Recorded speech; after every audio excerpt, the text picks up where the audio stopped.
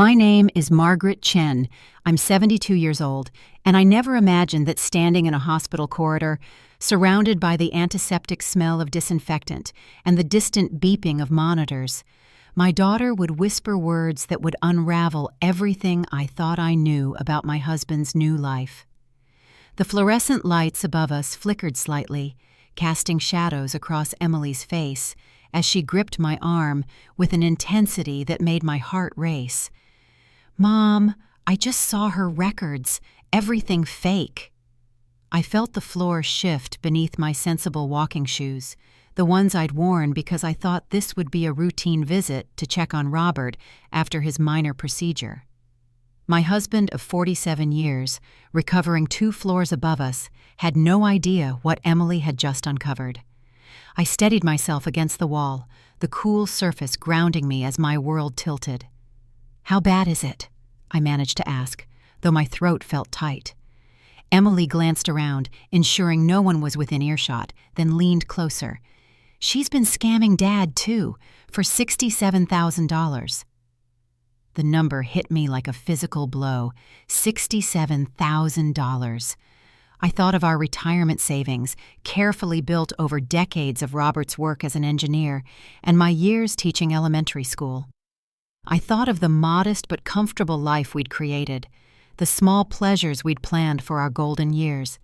And I thought of her, Vanessa, the woman who had entered our lives 6 months ago with her perfect smile and carefully crafted story of hardship. But I'm getting ahead of myself. Let me take you back to the beginning, to the day when Robert first mentioned her name, when I had no idea that a seemingly innocent act of kindness would lead us down this path of deception and betrayal. It started on a Tuesday evening in late March. Robert came home from his weekly visit to the community center. He'd been volunteering there since his retirement 2 years ago, helping with administrative work and mentoring young people looking for career guidance. He had always been a man who believed in giving back, in using his skills to help others.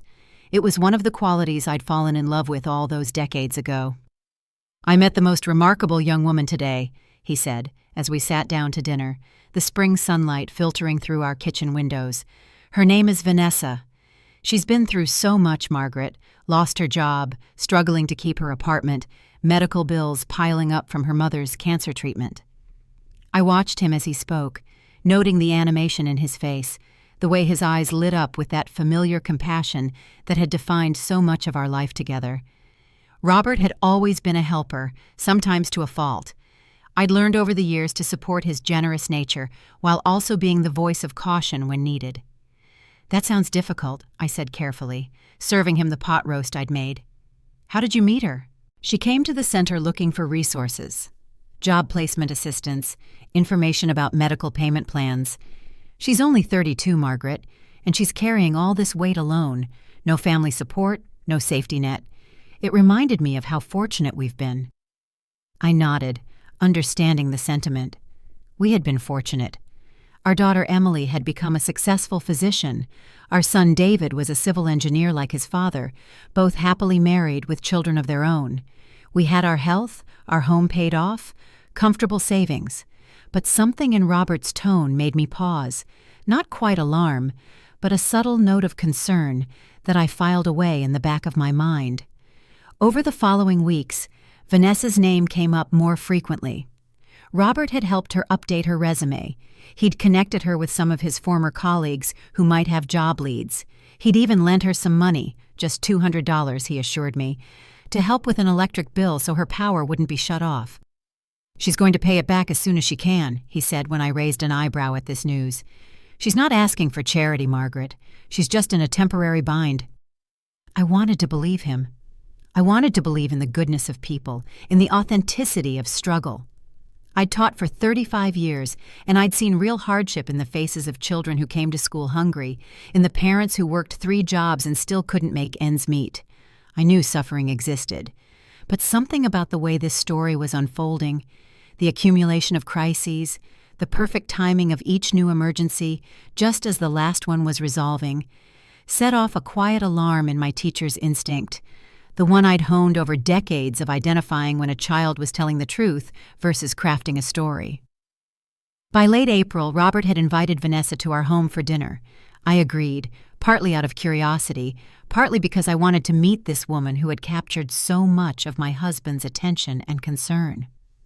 When she arrived that Friday evening, I understood immediately why Robert had been so moved. Vanessa was lovely in an understated way. Dark hair pulled back in a simple ponytail, minimal makeup, clothes that were neat but not expensive. She carried herself with a mixture of gratitude and dignity that seemed perfectly calibrated. When she shook my hand, her grip was warm, her eyes meeting mine with what appeared to be genuine appreciation. "Mrs. Chen, thank you so much for welcoming me into your home," she said, her voice soft but clear. "Your husband has been such a blessing during this difficult time. I don't know what I would have done without his guidance." We sat in the living room before dinner, and Vanessa shared her story. Her mother had died 3 months ago after a long battle with breast cancer. The medical bills had been catastrophic, even with insurance. She'd lost her job as a medical billing specialist when she'd had to take too much time off to care for her mother. Her landlord was threatening eviction. She was applying for jobs daily, but the market was tough, and gaps in employment history made employers hesitant. She spoke with the right amount of emotion, a slight tremor in her voice when mentioning her mother, a determined lift of her chin when talking about her job search, gratitude that never tipped into excessive flattery. I watched Robert watching her, and I saw in his face the same expression he'd worn years ago when our children had come to him with their problems, looking for his wisdom and support. During dinner, Vanessa was the perfect guest. She complimented the meal without overdoing it, asked thoughtful questions about our lives, shared funny stories about her mother that made us laugh. She offered to help with dishes, protested only briefly when I insisted she remain seated, and left at a reasonable hour with renewed thanks. "See?" Robert said after she'd gone, as we cleaned up together in the kitchen. "She's genuine, Margaret. She's not trying to take advantage. She's just a young woman who needs a little help getting back on her feet." I nodded, but that quiet teacher's alarm was ringing a bit louder now. Everything had been too perfect. The story too complete. The performance, and I was increasingly certain it had been a performance, too polished. But I had no evidence, no concrete reason for my suspicion, just instinct, just decades of reading people, of understanding when presentation and reality didn't quite align. Over the next month, Robert's financial assistance to Vanessa escalated. First, it was $500 for a security deposit on a new apartment after she'd been evicted from the old one. Then $750 for car repairs so she could get to job interviews. Then $1,000 for professional certifications that would make her more marketable. Each time, Robert assured me these were loans, carefully documented, to be repaid once Vanessa was employed again. "She interviews well," he told me after each new request. "She's had 3 second interviews in the past 2 weeks. Something's going to come through soon." I began to keep my own documentation, writing down the dates and amounts in a small notebook I kept in my desk drawer. Not because I didn't trust my husband, I did completely, but because I wanted to track this situation, to have facts if my instincts proved correct. By early June, I estimated Robert had given Vanessa close to $8,000. And then, one evening while Robert was at a retirement dinner for a former colleague, my phone rang. It was Vanessa. "Mrs. Chen, I'm so sorry to bother you," she began, her voice tight with what sounded like panic. "I tried to reach Robert, but his phone is off. I'm at the emergency room. I had a terrible fall and I think my wrist is broken, but I don't have insurance right now, and they're saying I need to pay up front for the x-rays and—" "Which hospital?" I interrupted, already reaching for my purse. She named a facility about 20 minutes away. Something in me decided in that moment to go, to see this emergency for myself, to trust my instincts one more time. "I'll be there in 20 minutes, I said. "Wait for me before you do anything." I drove through the early summer evening, the sky still light, my mind racing through scenarios. When I arrived at the emergency room, I found Vanessa sitting in the waiting area, cradling her left wrist, her face drawn with pain. But when she saw me, relief flooded her features in a way that seemed theatrical. "Mrs. Chen, thank you so much for coming. I didn't know who else to call." I sat beside her.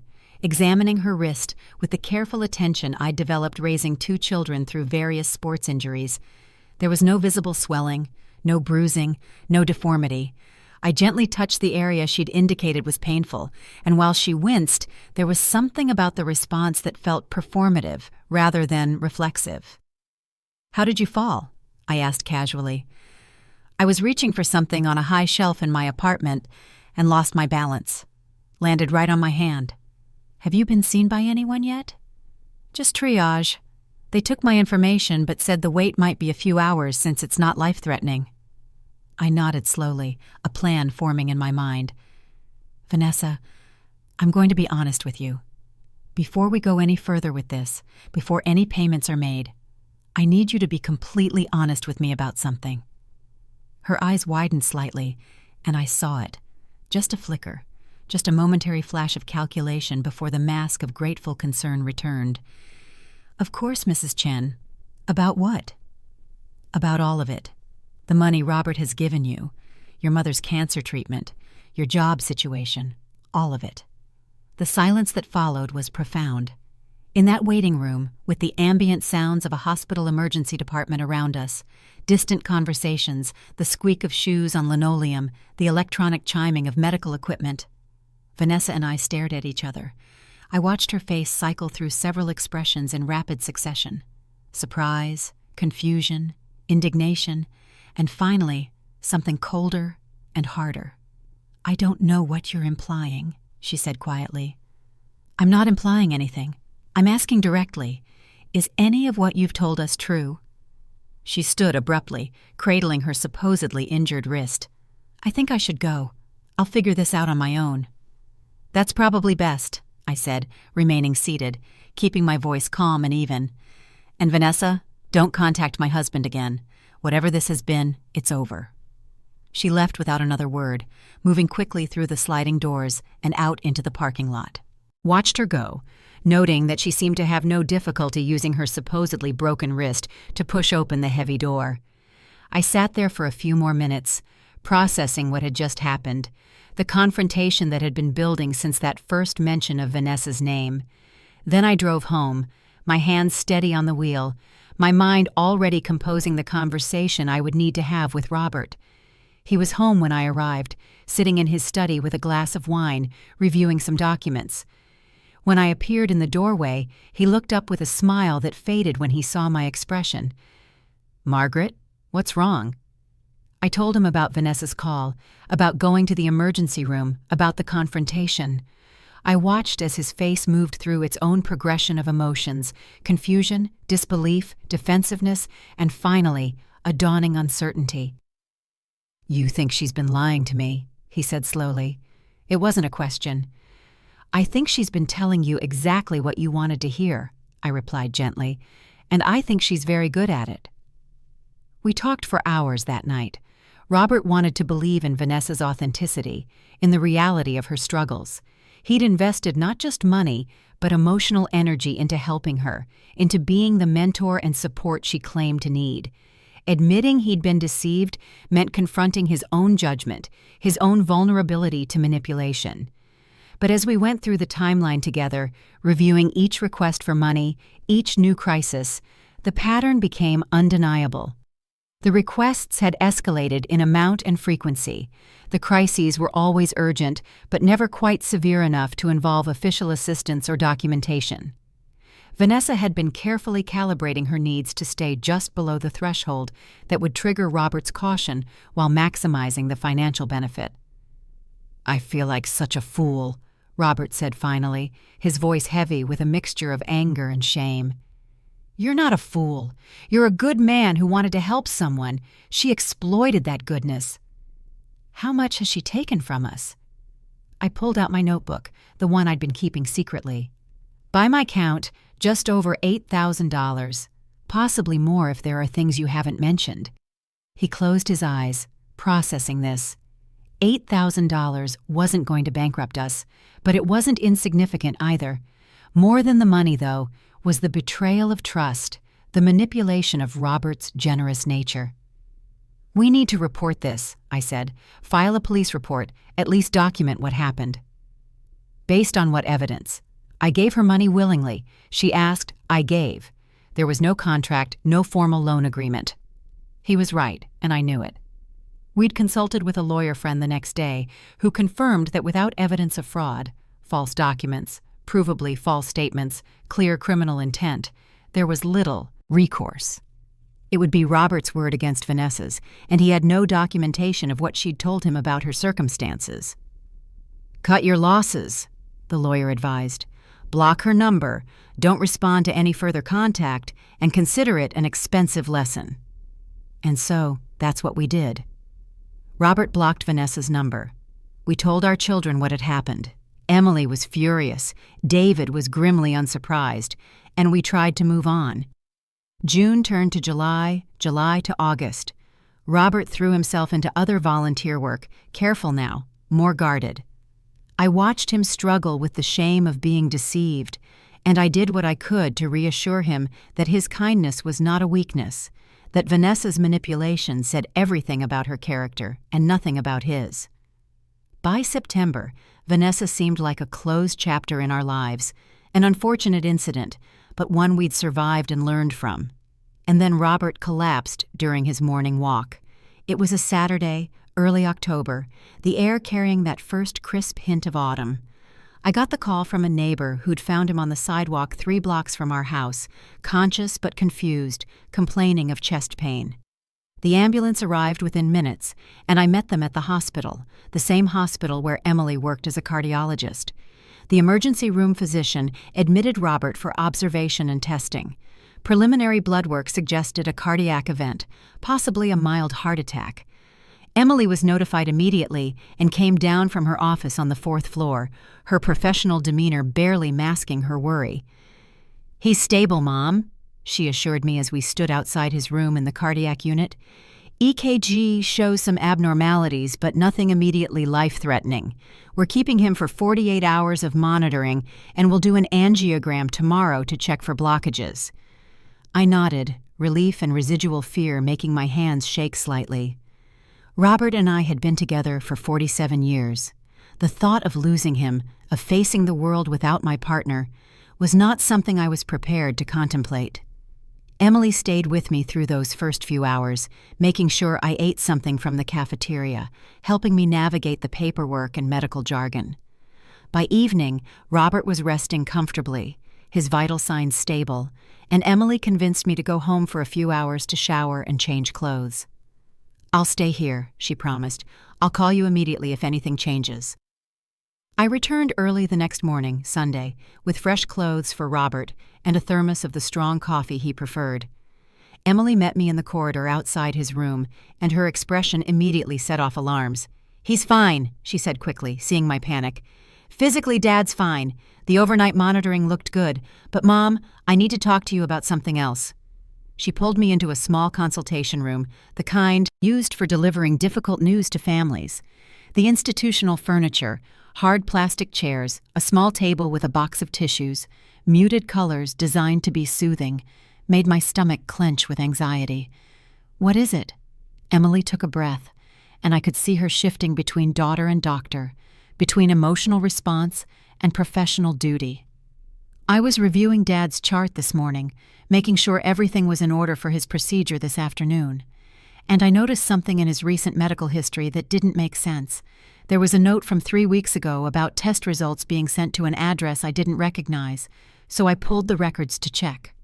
She paused, and I waited, that teacher's instinct starting to hum again with warning. "Mom, someone else has been accessing Dad's medical records, someone listed as his medical power of attorney." "That's me," I said immediately. "I'm his medical power of attorney. We set that up years ago." That's what I thought. But according to the hospital records, it was updated 4 months ago, to Vanessa Morrison. The name hit me like ice water. For a moment, I couldn't process what Emily was saying. Vanessa. Medical power of attorney. 4 months ago, that would have been June, right in the middle of when she'd been systematically extracting money from Robert. "That's impossible," I said. "Robert would never—" But Emily was shaking her head. "There's more, Mom. That's when I decided to look deeper. I called in a favor with administration, got them to pull Vanessa's complete file from when she was a patient here. She was a patient here? According to her records, yes, multiple visits over the past 8 months. Treatment for breast cancer, follow-up appointments, chemotherapy sessions. It's all documented. I felt the pieces starting to come together, the picture forming in my mind even before Emily said the words I knew were coming. Mom, I reviewed every page of her medical file, every test result, every treatment note, every consultation. It's all fake, not just exaggerated or misleading, completely fabricated. The document formats are wrong, the signatures don't match our staff doctors, the treatment protocols don't exist. Someone created an elaborate fake medical history. The room seemed to tilt. I gripped the edge of the table, forcing myself to breathe, to think clearly. Why would she do that? That's not even the worst part. Emily's voice dropped to almost a whisper. I cross-referenced her insurance information with our billing department. She's been filing claims using Dad's insurance information. She's listed herself as a dependent on his policy. That's insurance fraud. That's identity theft and insurance fraud. And Mom, Emily pulled out her phone, showing me a screen I couldn't quite focus on through my shock. When I saw this, I checked with Dad's insurance company directly. She submitted claims totaling $67,000 over the past 6 months.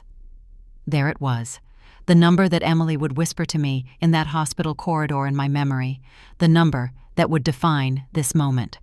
$67,000. How was that possible? I managed to ask. Wouldn't the insurance company notify Robert? Wouldn't he receive explanation of benefit statements? She changed the mailing address on his policy. Everything's being sent to a P.O. box she controls. The insurance company had no reason to question it.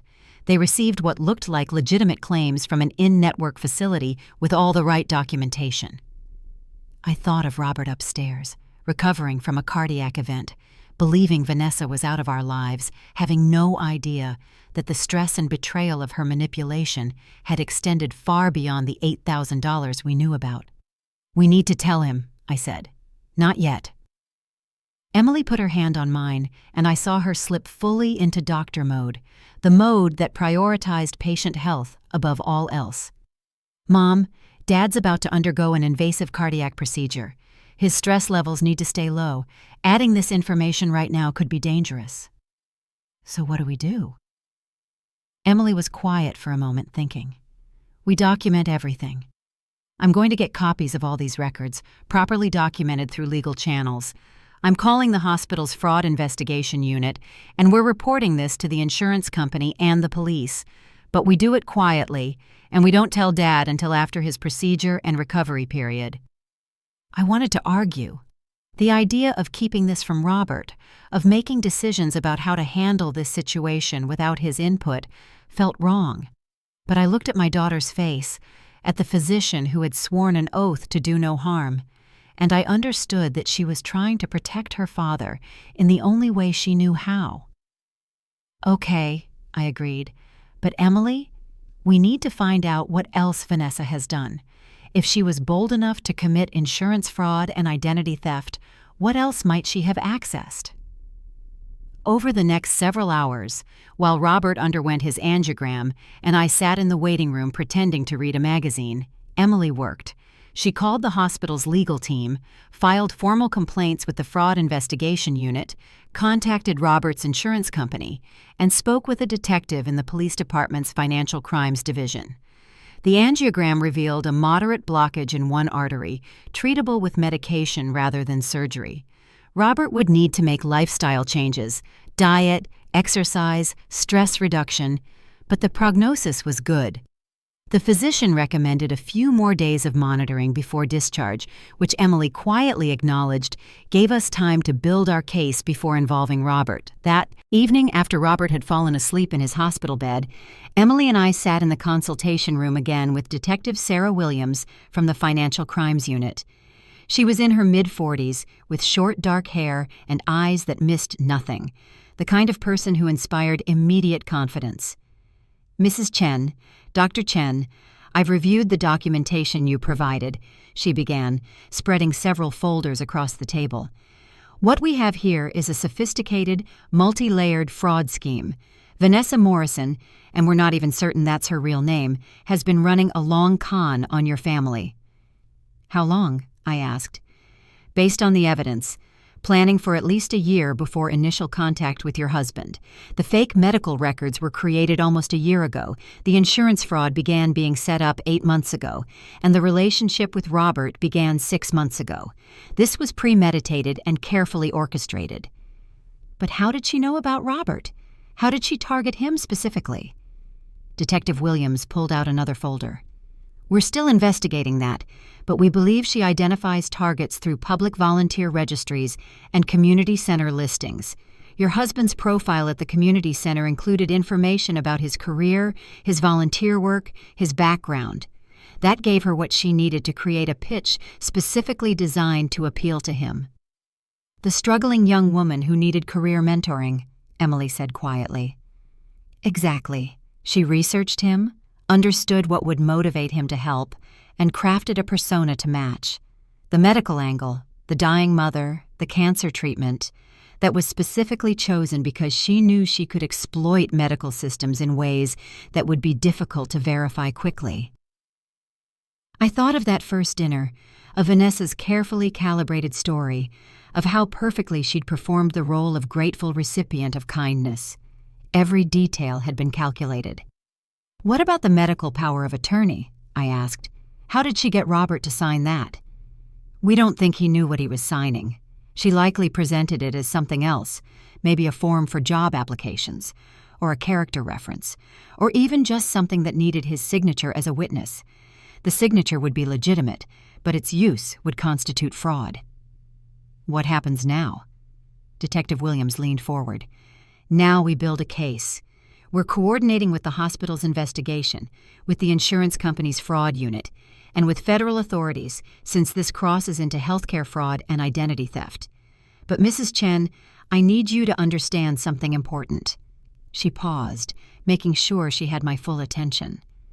"Vanessa Morrison is not her real name. We ran the information you provided, and that identity only goes back about 3 years. Before that, nothing. Which means this isn't her first time running this kind of operation.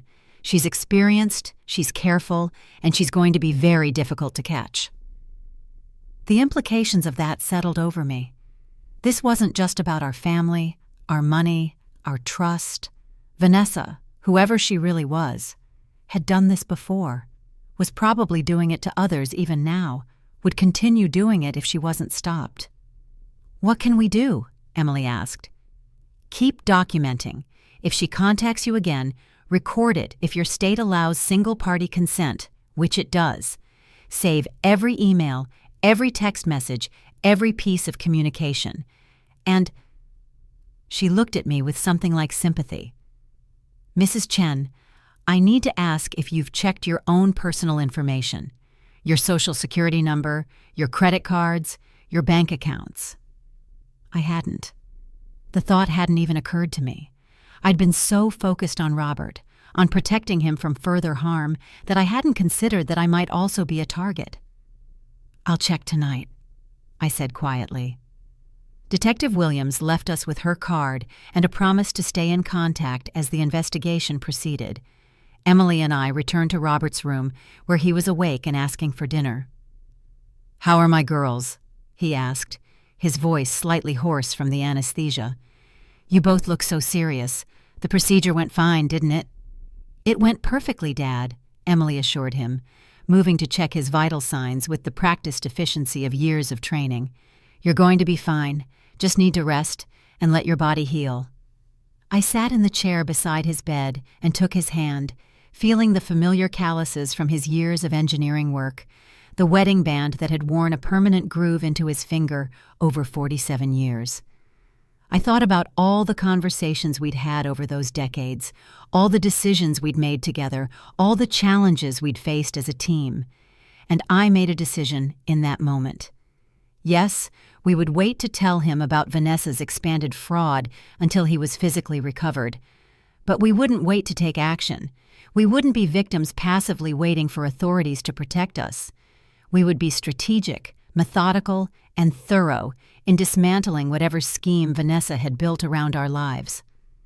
That night, after leaving Robert in Emily's capable hands, I went home and began the tedious process of checking every financial account, every credit card, every piece of personal information that Vanessa might have accessed.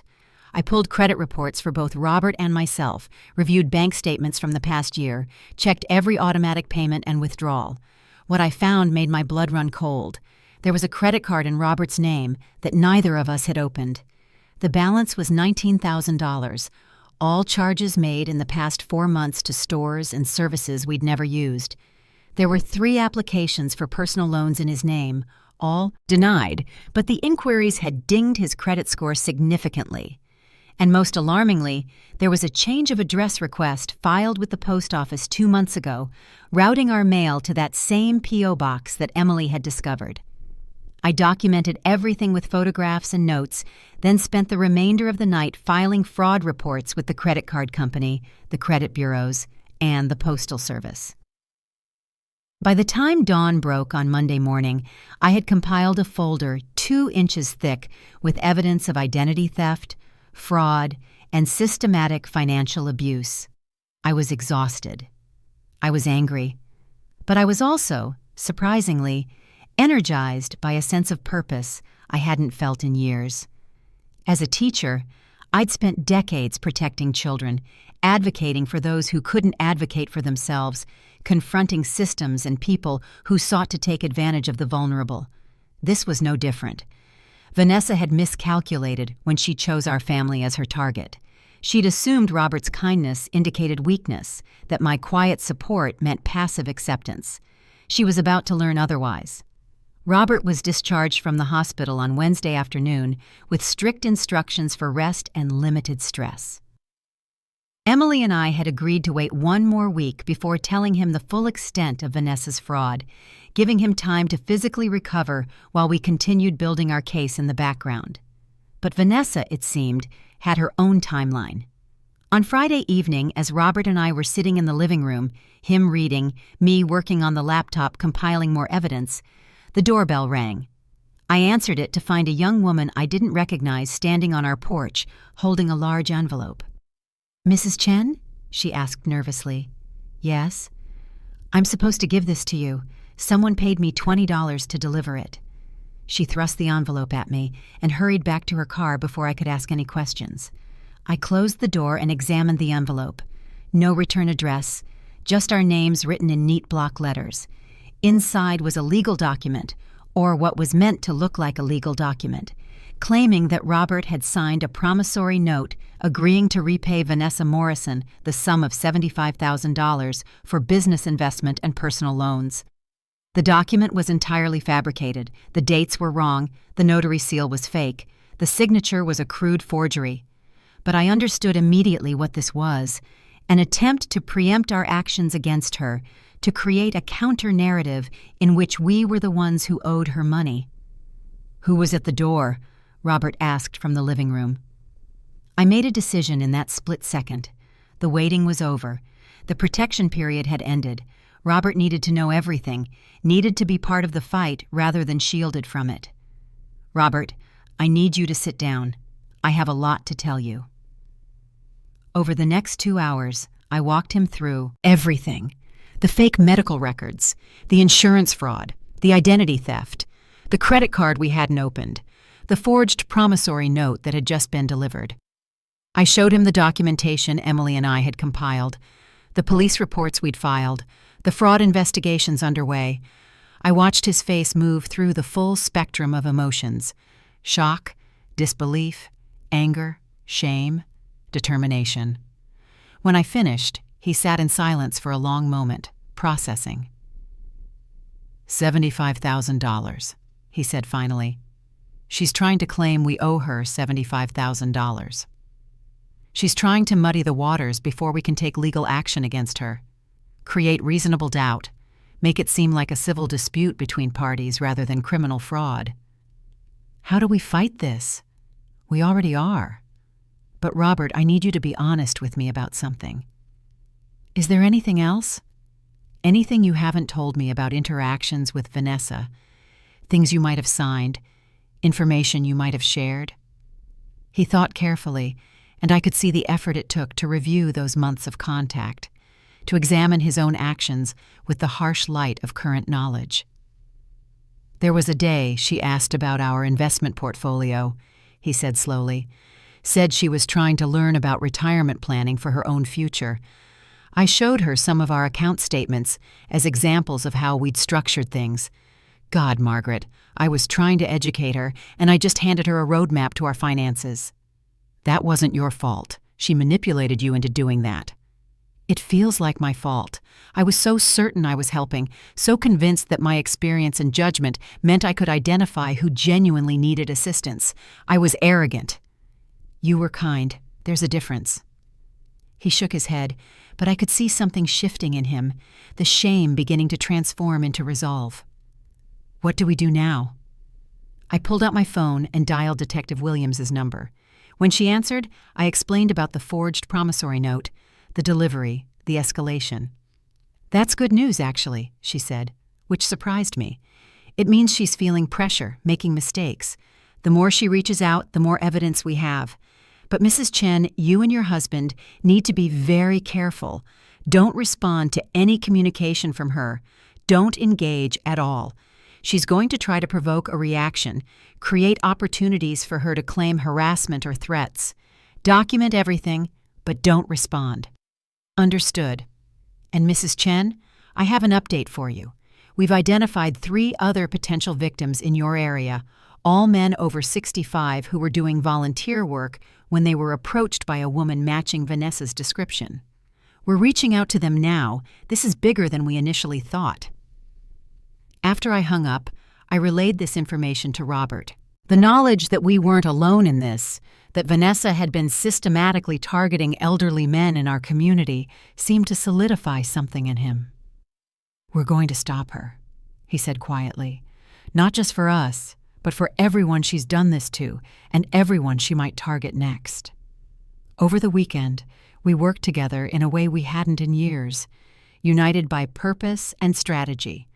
We compiled a comprehensive timeline of every interaction with Vanessa, every request for money, every document we'd signed or information we'd shared. We printed copies of all the evidence, bank statements, credit reports, police reports, hospital records that Emily had obtained through proper legal channels. On Monday morning, we met with Detective Williams at the police station along with Emily and a representative from the Insurance Fraud Investigation Unit. We laid out everything we'd discovered, the full scope of Vanessa's operation.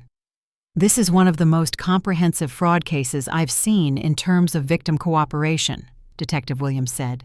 Most people are too embarrassed or ashamed to come forward with this much detail. Your willingness to be thorough is going to make this case much stronger. Have you located her? I asked. Not yet. The address she used on hospital documents is a mail drop. The phone number is a burner. We're working with federal authorities now since this crosses state lines.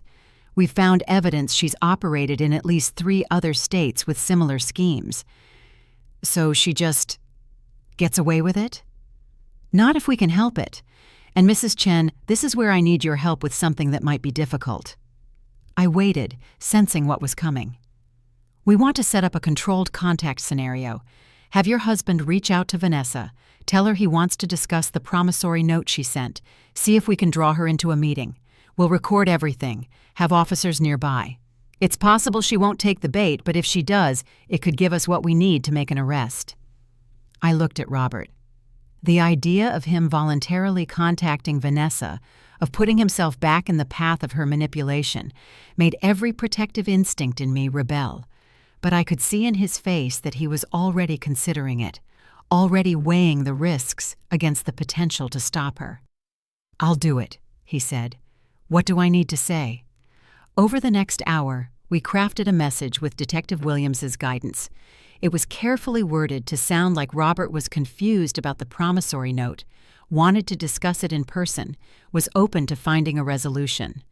The subtext suggested he might be willing to pay something if they could just talk it through, bait that Vanessa's greed would make difficult for her to resist. Robert sent the message from a new email account we'd set up specifically for this purpose. Then we waited. The response came that evening. Vanessa agreed to meet on Wednesday afternoon at a coffee shop in a neighboring town. She suggested they meet alone, that it would be easier to discuss everything privately without complicated emotions getting in the way. "She doesn't want me there because she knows I see through her," I said as we read the message together. "Probably, but I won't actually be alone." Robert forwarded the message to Detective Williams, who confirmed they would have officers in place, monitoring equipment ready. Wednesday morning arrived cold and drizzly, the kind of November weather that matched my anxious mood. Robert dressed carefully in casual clothes, nothing that would suggest this was anything other than a simple coffee meeting. Detective Williams and her partner arrived at our house 2 hours before the scheduled meeting to fit Robert with a recording device, a small microphone that looked like a button on his jacket. "Remember," Detective Williams coached, "let her do most of the talking. Ask open-ended questions about the promissory note, about what she thinks she's owed. If she makes any admissions about creating fake documents or accessing your insurance information, that's ideal. But don't push too hard. If she gets suspicious, she'll bolt." "What if she gets aggressive?" Emily asked. She'd taken the day off from the hospital to be with us, and her concern for her father was written clearly on her face. "We'll be right there. Plainclothes officers inside the coffee shop, marked cars within a 1-minute response time. Mr. Chen will be safe." I wanted to believe that. I wanted to trust that this plan would work, that justice would be served, that the nightmare Vanessa had created would finally end. But I also knew how clever she'd been so far, how carefully she'd covered her tracks. I rode with Detective Williams to the coffee shop while Robert drove separately as planned. We parked 2 blocks away in an unmarked vehicle equipped with recording equipment that would capture everything Robert's microphone transmitted. Emily stayed at our house, ready to provide any medical support if needed, though we all hoped it wouldn't come to that. "He's entering the coffee shop now," Detective Williams said, watching a video feed from officers already inside. I watched the monitor, seeing my husband of 47 years walk into the warm interior of the coffee shop, order a coffee, take a seat at a table near the back. He looked calm, but I could see the slight tension in his shoulders, the way he kept his hands still on the table to prevent nervous fidgeting. 15 minutes passed. 20. I began to wonder if Vanessa would show up at all, and then she walked in. Even through the slightly grainy video feed, I could see she looked different from my memory. Her hair was styled differently, darker. She wore glasses she hadn't needed before, small changes in appearance, but enough to make her less immediately recognizable. She approached Robert's table with a smile that didn't reach her eyes. The audio feed crackled to life. "Robert, thank you so much for meeting with me," Vanessa said, sitting across from him. "I know things have been complicated." "That's one way to put it," Robert replied, his tone carefully neutral. "I got your promissory note. I was confused about it." "Confused how?" "Well, I don't remember signing anything like that. And the amount, $75,000, that's significantly more than what I actually gave you." I watched Vanessa's face carefully as she processed this. She was trying to read Robert, to determine if this was genuine confusion or a trap. "Robert, I think maybe the stress of your health issues has affected your memory," she said gently, her voice taking on a tone of concerned care. "We had several detailed conversations about the business opportunity. You were going to invest in my medical billing startup, remember? You said it was a way to help me get back on my feet while also potentially seeing a return on the investment." "I said that?" "You did. You were so generous, so supportive, and I've been working so hard to get the business off the ground, but I've hit some obstacles. I need to return your investment, but I'm going to need some time to secure the financing." It was masterful, I had to admit. She was simultaneously claiming Robert owed her nothing while also laying groundwork for future contact, future manipulation. She was keeping doors open, maintaining the fiction of a legitimate business relationship. "Vanessa, I need to ask you something directly," Robert said, and I heard the shift in his tone, the moment when he stopped playing confused and started speaking from truth. "Did you create fake medical records?"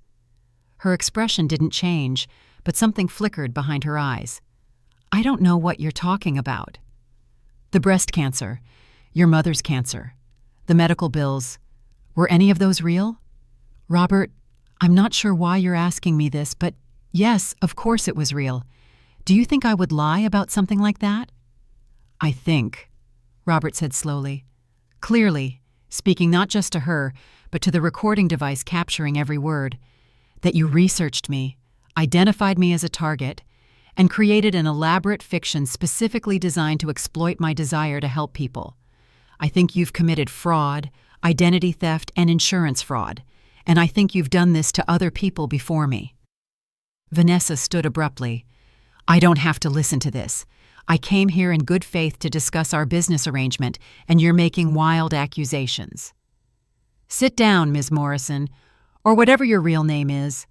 She didn't sit. She grabbed her purse and turned toward the door, moving quickly. But as she reached the exit, two plainclothes officers stepped forward, blocking her path. "Vanessa Morrison, we need you to come with us for questioning," one of them said, showing his badge. What happened next was captured on the coffee shop's security cameras, which we would later view as part of the evidence file. Vanessa tried to run, actually pushed past one of the officers, and made it to the parking lot before being detained. She screamed that it was all a misunderstanding, that she was being harassed, that Robert was a vindictive old man, angry she wouldn't date him. Even in custody, even caught, she was still performing, still crafting narratives, still trying to manipulate her way out.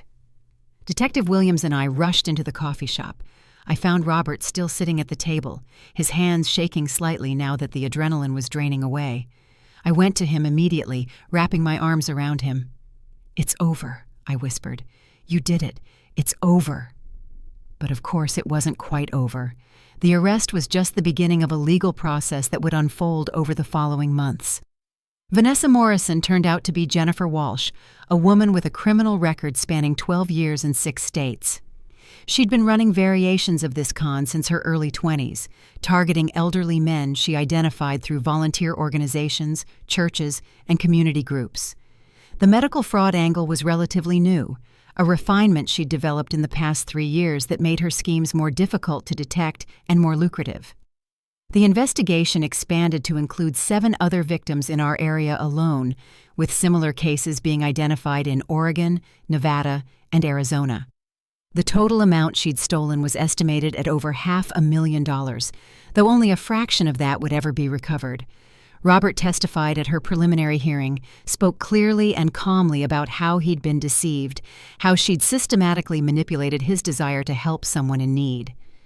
I watched him on the witness stand and saw not shame, but dignity, not weakness, but strength, earned through facing a painful truth.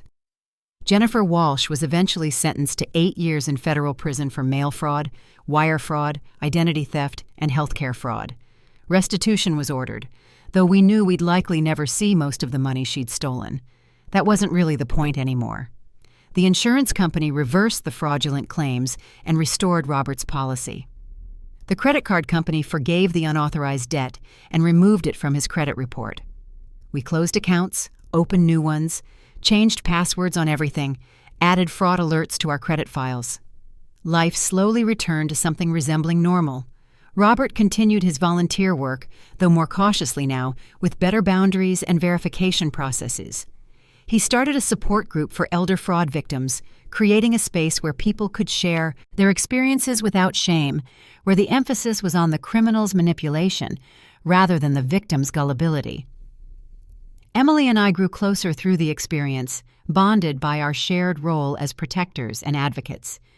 She'd been the one whose medical expertise had uncovered the full scope of Vanessa's, Jennifer's, fraud, whose quick thinking had preserved evidence and built the case that led to arrest and conviction.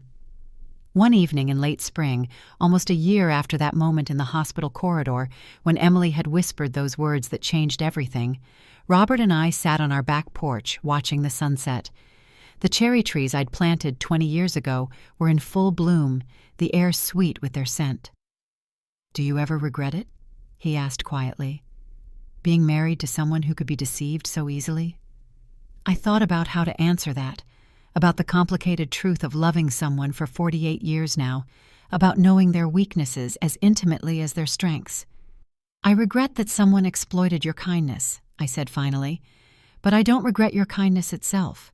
The world needs people who want to help, who see someone struggling and instinctively reach out.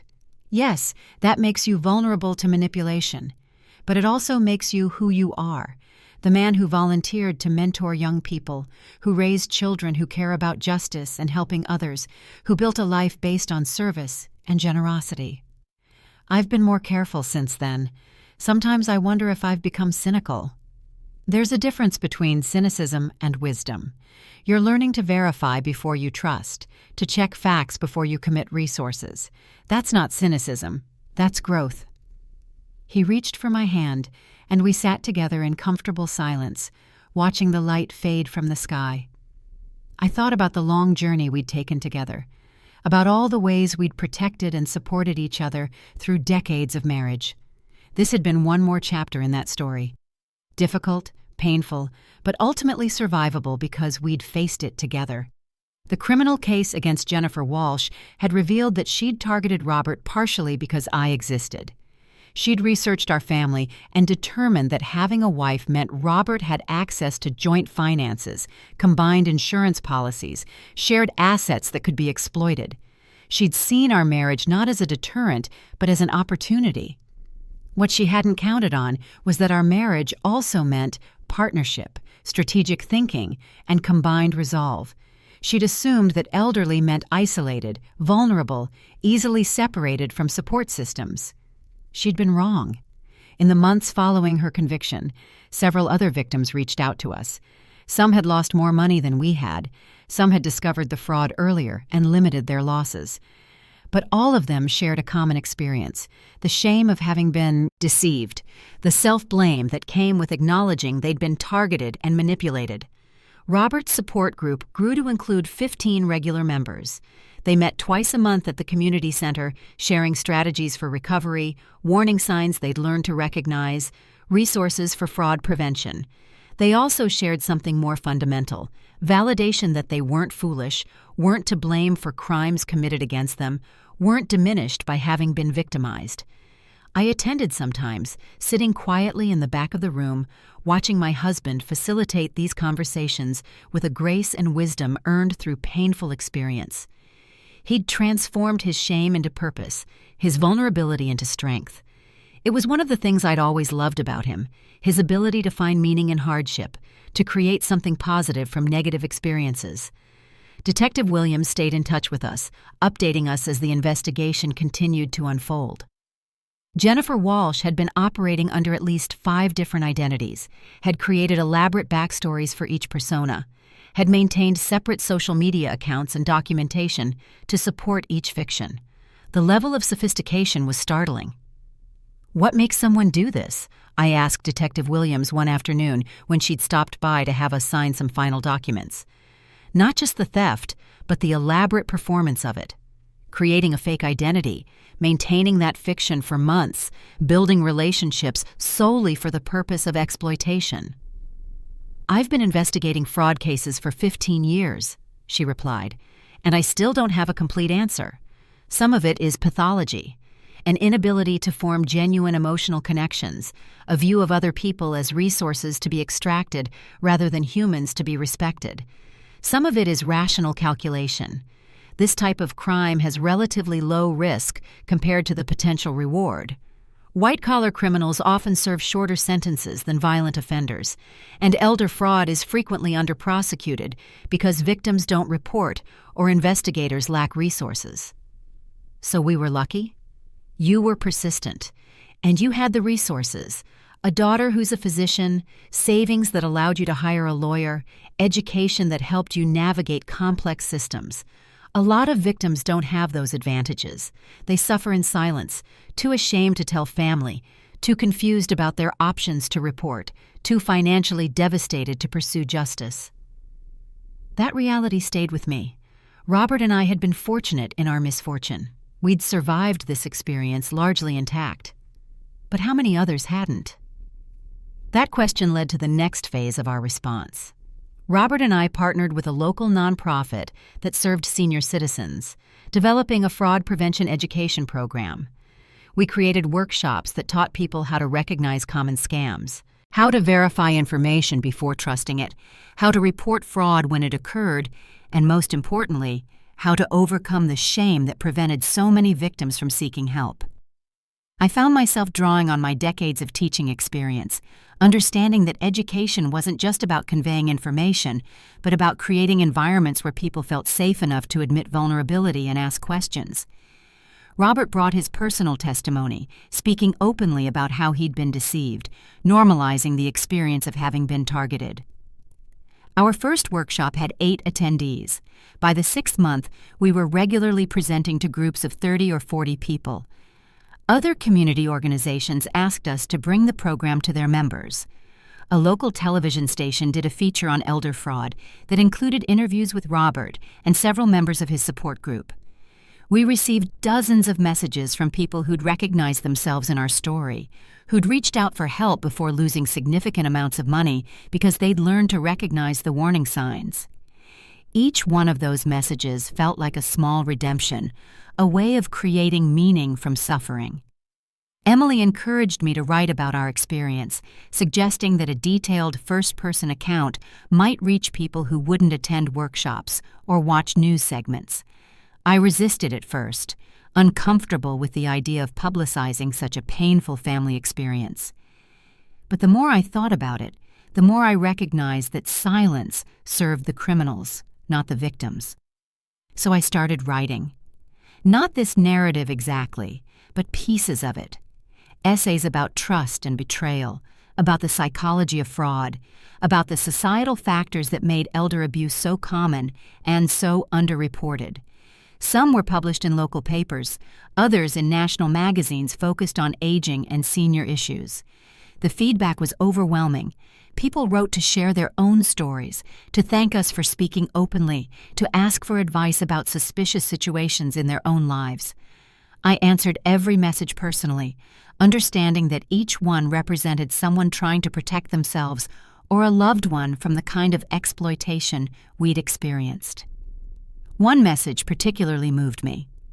It was from a woman in her 40s whose father had recently started spending time with a new friend who kept asking for money. The daughter had found our story online and recognized the pattern we described. She'd confronted her father armed with specific questions and information, and together they'd uncovered a fraud scheme before significant money had been lost. "You saved my father thousands of dollars and enormous heartbreak," she wrote. "But more than that, you gave us the language to talk about it without shame, without him feeling like I was accusing him of being incompetent. You turned something that could have destroyed our relationship into something that brought us closer together. Thank you." I showed the message to Robert that evening. We sat together on that same back porch, now in late autumn, with the cherry trees bare and the air carrying the first hint of winter. "We did that," I said softly. "Out of something terrible, we created something good." "Your mother used to say that suffering wasn't redemptive in itself," Robert replied, referencing my mother who'd passed away a decade earlier, a woman of deep faith and practical wisdom. She said suffering was just suffering unless you chose to find meaning in it, unless you used it to create understanding or compassion or change. She was right. She usually was. We sat in comfortable silence for a while, and I thought about the journey we'd taken. Not just the months of dealing with Jennifer Walsh's fraud and its aftermath, but the decades of marriage that had prepared us for that challenge. We'd learned to communicate through raising children who tested every boundary, through career stresses and financial pressures, through aging parents and evolving roles. We'd learned to trust each other's instincts even when they differed from our own, to protect each other without diminishing each other's agency. Those lessons had carried us through the crisis. When my teacher's instinct had warned me something was wrong with Vanessa's story, Robert had initially resisted, but ultimately trusted my judgment. When Robert had needed to participate in the controlled meeting with Jennifer, I'd supported his choice even though it terrified me. When we'd had to make decisions about how to move forward, whether to prosecute, whether to go public, whether to turn our experience into education, we'd done it together. That partnership, built over 48 years, was what Jennifer Walsh hadn't been able to account for in her careful plans. She'd seen an elderly man volunteering at a community center and assumed vulnerability.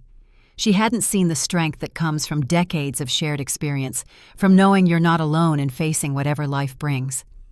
Winter settled in, and with it came the first anniversary of Robert's cardiac event, the hospital stay that had led to Emily's discovery of the fraud.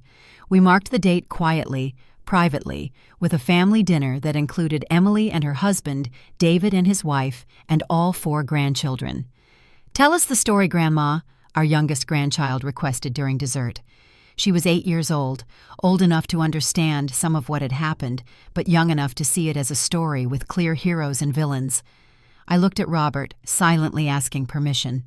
He nodded. "Once upon a time," I began, because that's how you tell stories to 8-year-olds. "There was a very bad person who tried to hurt our family by lying and stealing. But we discovered what she was doing, and we worked together to stop her and help make sure she couldn't hurt anyone else." "How did you know she was lying?" "Sometimes when people lie, they make everything too perfect. All the details fit together too neatly. Real life is messy and complicated. This person's story was too smooth, too designed to make us feel exactly what she wanted us to feel. Like in fairy tales, when the witch disguises herself as a nice person." "Exactly like that." Our grandchild considered this seriously. "But in fairy tales, the good people always win." "In real life, too," I said gently, "if the good people work hard and work together and don't give up. That's what we did." It was a simplified version, of course.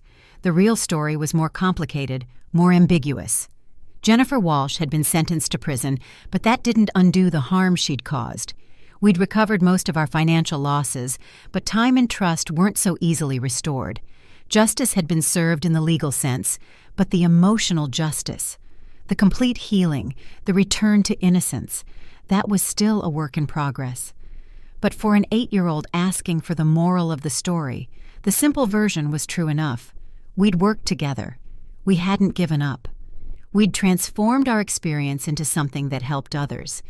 As winter gave way to early spring, I found myself thinking about endings and beginnings, about how stories arc and resolve. In fiction, this narrative would end with Jennifer Walsh's sentencing, with a clear moment of justice delivered and equilibrium restored. But real life doesn't offer such clean conclusions. The truth is that we still carry the effects of what happened. Robert still sometimes second-guesses his instincts about people, still hesitates before offering help even when the need seems genuine. I still feel a flash of protective anger when I see news stories about elder fraud, still want to reach through the screen and warn potential victims about the dangers lurking behind kind faces and sad stories. But we also carry something else. Knowledge that we're resilient, that our partnership can weather storms neither of us anticipated, that pain can be transformed into purpose. Those lessons feel more valuable than the money Jennifer Walsh stole, more lasting than the temporary disruption she caused in our lives. One morning in April, almost 18 months after Emily had whispered those words in the hospital corridor, I was working in my garden, preparing beds for the spring planting, turning soil that had been frozen all winter, when my phone rang. It was Detective Williams. "Mrs. Chen, I wanted you to hear this from me directly. Jennifer Walsh has been charged with additional counts in 2 other states. The investigations you and your husband's cooperation made possible have led to identifying 11 more victims and building cases that will likely add years to her sentence." "That's good," I said, sitting back on my heels, wiping dirt from my hands. "It's more than good. It's rare. Most fraud investigations don't result in prosecution because victims won't cooperate, evidence is incomplete, or resources aren't available to pursue complex cases. What you and Mr. Chen did, the documentation, the willingness to testify, the public advocacy, that made all the difference." After we hung up, I stayed in the garden for a while, thinking about those 11 additional victims, about families like ours who might now see some measure of justice. I thought about all the people who'd attended our workshops, who'd read our story, who'd recognized the warning signs in their own lives because we'd chosen to speak openly rather than suffer in silence. That evening, I told Robert about the call from Detective Williams.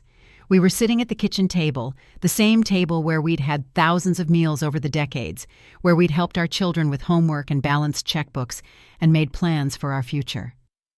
11 more victims, he repeated quietly. 11 more families affected by this. 11 more families who will now have some closure because we chose to fight.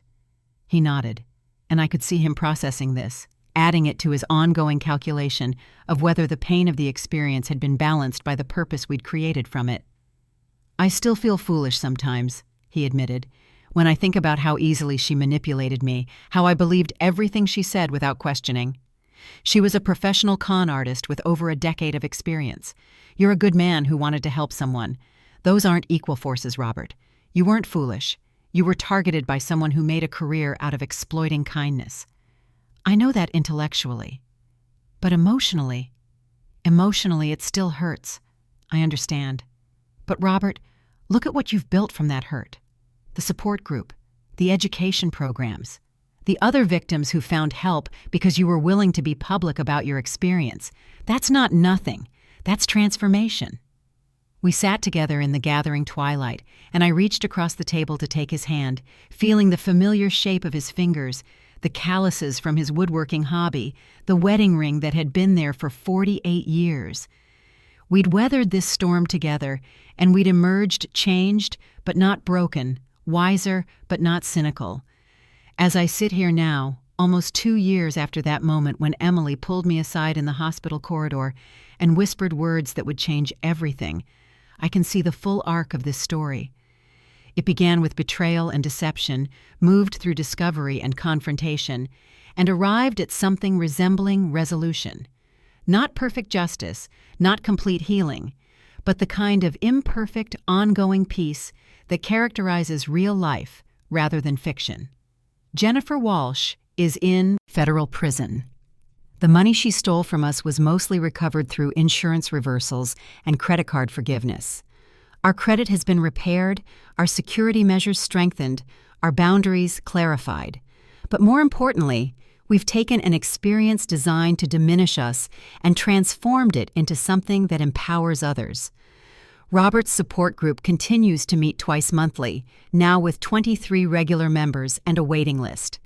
Our fraud prevention workshops are being adopted by senior centers across 3 counties. I've been asked to serve on a state task force examining elder abuse prevention. Emily has developed protocols at her hospital for identifying potential fraud in medical records, training that's now being implemented at other facilities in the healthcare system.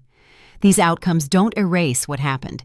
They don't give back the months of stress and fear, the nights lying awake wondering what other schemes Jennifer might have set in motion, the moments of doubt and self-blame. But they give those experiences meaning, purpose, direction. My mother used to say that the measure of a person wasn't whether they fell down, everyone falls, but whether they got back up and what they did next. Robert and I fell hard. We were betrayed, exploited, manipulated by someone we'd tried to help. But we got back up. And what we did next was choose to use our experience to protect others, to create understanding, to transform private shame into public advocacy. That choice, more than any legal verdict or financial recovery, feels like the true justice in this story. On this spring evening, with the cherry trees blooming again outside our window, with grandchildren laughing in the next room where they're spending the night, with Robert working on a presentation for next week's workshop, I can say with honesty that we've found peace. Not the peace of forgetting or pretending it never happened, but the deeper peace of having faced something difficult and discovered we were strong enough, together, to survive and even grow from it. The scar tissue remains. We're more cautious now, quicker to verify, slower to trust. But we're also more connected to each other, to our family, to our community. We've learned the difference between naive kindness and wise compassion, between enabling exploitation and offering genuine help. And perhaps most importantly, We've learned that silence protects predators while courage protects communities. By choosing to speak openly about what happened to us, by refusing to carry shame that belonged to our abuser, by transforming our private nightmare into public education, we've helped ensure that Jennifer Walsh's scheme hurt fewer people than it might have otherwise. That feels like a victory worth celebrating, even as we acknowledge the cost at which it came. So when I look back at that moment in the hospital corridor, Emily gripping my arm, whispering about fake records and $67,000, the fluorescent lights flickering overhead, I see it now not as the moment everything fell apart, but as the moment everything became clear. The moment we stopped being victims and became advocates. The moment our story shifted from one of betrayal to one of resilience. My name is Margaret Chen.